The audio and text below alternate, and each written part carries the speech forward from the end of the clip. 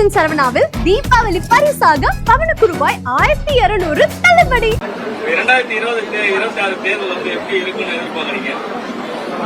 அம்மா மக்கள் முன்னேற்ற கழகம் இடம்பெற போகின்ற கூட்டணி தான் வெற்றி பெறும் என்பதை பார்த்து அந்த நேரத்தில் சொல்லுங்கள்.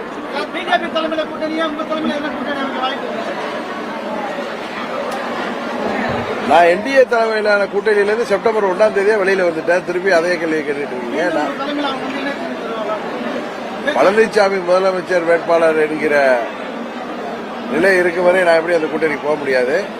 அதனால அதுக்கு வாய்ப்பு இல்லை என்றுதான் நினைக்கிறேன். அம்மா மக்கள் முன்னேற்ற கழகம் இந்த தேர்தலில் எந்த கூட்டணியில் இடம்பெறுமோ அந்த கூட்டணி உறுதியாக வெற்றி பெறும் என்பதுதான் எனது கருத்து. அதுதான் உங்கள்கிட்ட சொல்றேன். சம்பவத்தை தொடர்ந்து பாத்தீங்கன்னா உச்ச நீதிமன்றத்தில் வந்து நீதிபதிகள் தொடர்ந்து பல்வேறு கேள்விகள் எழுப்பியிருக்காங்க. அது குறித்து உங்களுடைய கருத்து? நீதிமன்றத்தில் பல்வேறு கேள்விகள் கேட்கப்படும். அவங்க எல்லார்ட்டையும் எழுத்துப்பூர்வமாக ரிட்டன் ஆர்குமெண்ட் கேட்டிருக்காங்க. நாளைக்கு தீர்ப்பு வருவதாக சொன்னார்கள். வெயிட் பண்ணி பார்ப்போம். தொடர்ந்து வந்து கரூருக்கு விஜய் செல்வதற்கான அனுமதி இன்னும் மறுக்கப்பட்டே இருக்கு. அப்படிலாம் ஒண்ணு இல்லை. நான் தொலைக்காட்சிகளில் பார்த்தேன். அவர் கேட்டு அவர்கள் வந்து கரூர் எஸ்பிய உங்கள் பிரதிநிதிகளை அணுகி பார்க்க சொல்லுங்கன்னு சொல்லியிருக்காங்க. உறுதியாக அவர் செல்வார். அங்கே உறுதியாக அவருக்கு பாதுகாப்பு அளிக்கப்பட்டு அவர் அதை பாதிக்கப்பட்டவர்களை உறுதியாக பார்த்து வருவார். எந்த கூட்டணி என்பதை இந்த ஆண்டு கடைசியில் தான் உறுதியாக சொல்ல முடியும்.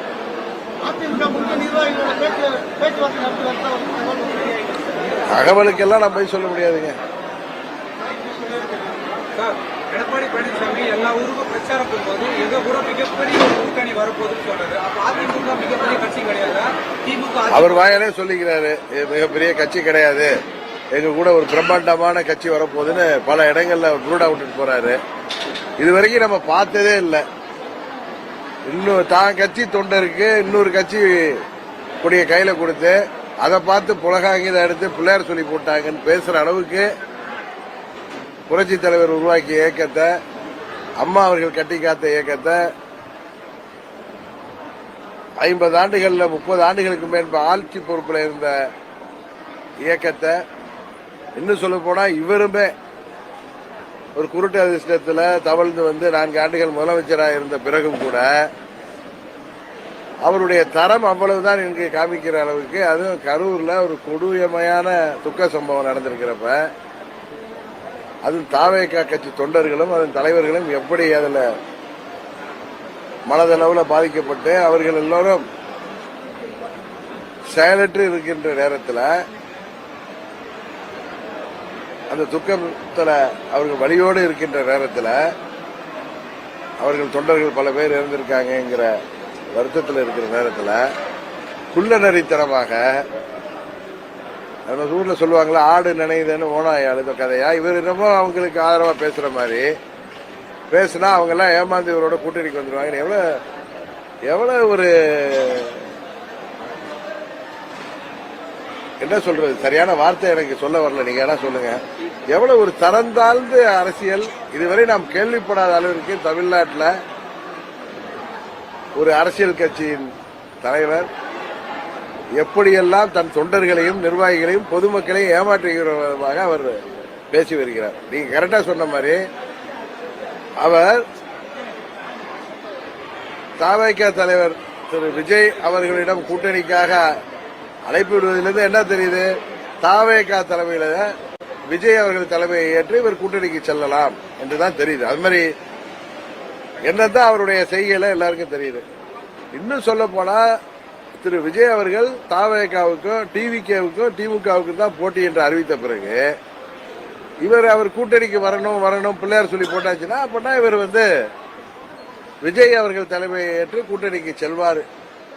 ஏன்னா தன் தலைமையில இந்த தேர்தலில் வெற்றி பெற முடியாது,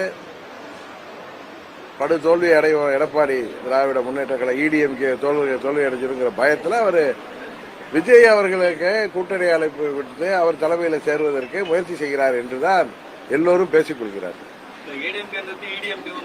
மாறிட்டார் அதிமுக என்னைக்கு அவர் அடிப்படை சட்ட விதிகளை மாத்தினதுக்கு அப்புறம் மாத்தினார்.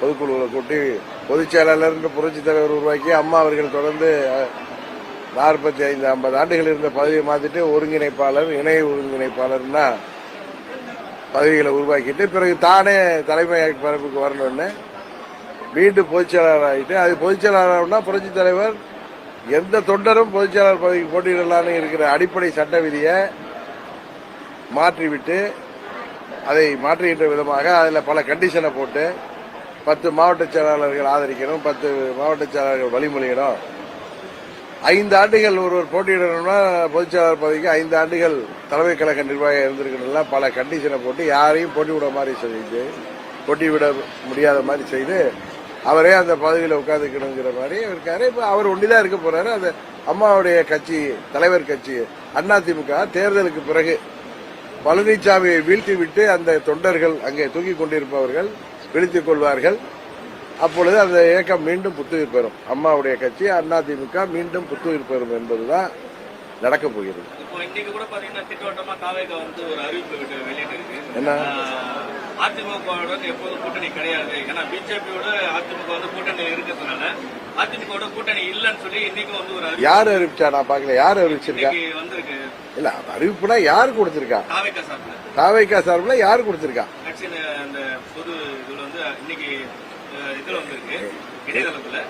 ஆனா வந்து இல்ல நீங்க ஏதோ ஒரு சகத்தை சொல்லி இல்ல ஒரு கட்சி சார்பா வந்தா தலைமை கழகத்திலிருந்து வந்திருக்கோம், இல்ல தலைவர் பொதுச் செயலாளரோ இல்ல தலைவர்கிட்ட இருந்து வரோம். இது யார்கிட்ட வந்திருக்கு?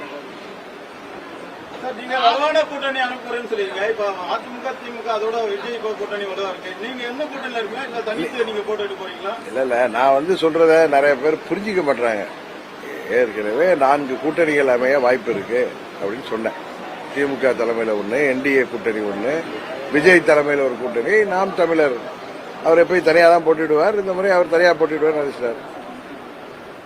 இன்னும் கொஞ்சம் பொறுங்க. இங்க தமிழ்நாட்டில் உள்ள கட்சிகள் இப்ப பல கூட்டணியில் உள்ள கட்சிகள்லாம் மாறி நீங்களெல்லாம் எண்ணாத அளவுக்கு உங்களால் யூகிக்க முடியாத கூட்டணியும் உருவாக வாய்ப்பு இருக்குங்கிற. பழனிசாமி தலைமை பொறுப்பு இருக்கிறவருக்கு எடப்பாடி பழனிசாமி திமுகவோட இணையறதுக்கு வாய்ப்பு இல்லை. தேர்தல் முடிந்த பிறகு அம்மாவின் தொண்டர்கள் எல்லாம் ஒரு அணியில வருவதற்கு பழனிசாமி வீழ்த்தி விட்டு இணைவதற்கு வேண்டுமானால் வாய்ப்பு இருக்கு. கூவத்தூர்ல எடப்பாடி பழனிசாமி மட்டும் முதலமைச்சர் ஆக வேண்டிய காரணம் என்ன சார்? எவ்வளவு நிர்வாகிகள் பலமுறை எல்லாருக்கும் பதில் தெரியுமா? இல்ல இது பலமுறை பதில் சொன்ன விஷயம் தானே. இது உங்களுக்கு சரியா தெரியலன்னா திரும்ப சொல்றேன். அன்றைக்கு அம்மா அவர்கள் எப்போது அரசாங்கம் இருக்கும் பொழுது அவர்கள் கூட கவுன்சில் ஆஃப் மினிஸ்டர்ஸ் இருந்தாலும் ஒரு 3-4 பேர் அம்மாவுக்கு உறுதுணையாக அமைச்சர்கள் இருப்பார்கள். அதுல அந்த முறை இருந்தது திரு OPS, எடப்பாடி, முனுசாமி, இந்த மாதிரி 4 மந்திரிகள். அந்த வரிசையில் இருக்கிறவங்கள திரு பன்னீர்செல்வத்துக்கு அடுத்த இடத்துல அவர் இருந்ததுனால ஆக்குங்க. இது எல்லாருக்கும் தெரியுமா? இதுனா இவருக்கு தெரியாம இருக்கு. செங்கோட்டையன் வந்து ஆரம்பத்தில் பாத்தீங்கன்னா அதிமுக எல்லாரையும் ஒண்ணு நிற்கணும்னு சொல்லி ஆரம்ப காலத்துல முயற்சி பண்ணாரு. இப்ப அந்த முயற்சி வந்து சற்று தோல்வி ஏற்படுத்துது. என்ன காரணம் தெரியல. அது நேற்று நீங்க திரு அண்ணன் செங்கோட்டையன் தான் கேட்கணும். வரப்போற தேர்தலில் வந்து வேட்பாளர் ஆமா அறிவிச்சு ஏற்கனவே அவர் அம்மா அவர்களால் வேட்பாளர் நிறுத்தப்பட்டு வெற்றி பெற்றவர். ஆட்சி அதிகாரம் இருக்கின்ற போது அரசியல் எல்லாம் பதவிக்காகவும் பணத்துக்காகவும் குரங்கு மாதிரி மாறிட்டு இருக்கிற காலகட்டத்தில் தான் கொண்ட கொள்கையில் உறுதியாக பதவியெல்லாம் தூக்கி எறிந்து விட்டு அதனால் வருகிற பலாபலன்கள் எல்லாம் வேண்டாம் என்று சொல்லிவிட்டு அம்மாவின் லட்சியங்களை கொள்கைகளை தொடர்ந்து கொண்டு செல்கின்ற நோக்கத்தோடு அம்மா மக்கள் முன்னேற்ற கழகத்தில் அவர் இணைந்து செயல்பட்டுக் கொண்டிருக்கிறார். இது போன்ற ஒரு இந்த காலகட்டத்தில் எல்லாம் வியாபாரமாகிவிட்ட அரசியல் உலகத்தில் ஒரு நல்ல தொண்டரா நல்ல தலைவரா உருவாகி இருக்கின்ற அம்மா அவர்களால் சட்டமன்ற உறுப்பினராக அடையாளம் காட்டப்பட்ட கோதண்டபாணி அவர்கள் தான் மீண்டும் இங்கே போட்டியிடுவார். இந்த முறை எங்கள் கூட்டணியில் அவர் உறுதியாக வெற்றி பெறுவார். துரோகத்தை வீழ்த்துவது அவர் செய்வார். சரிங்க.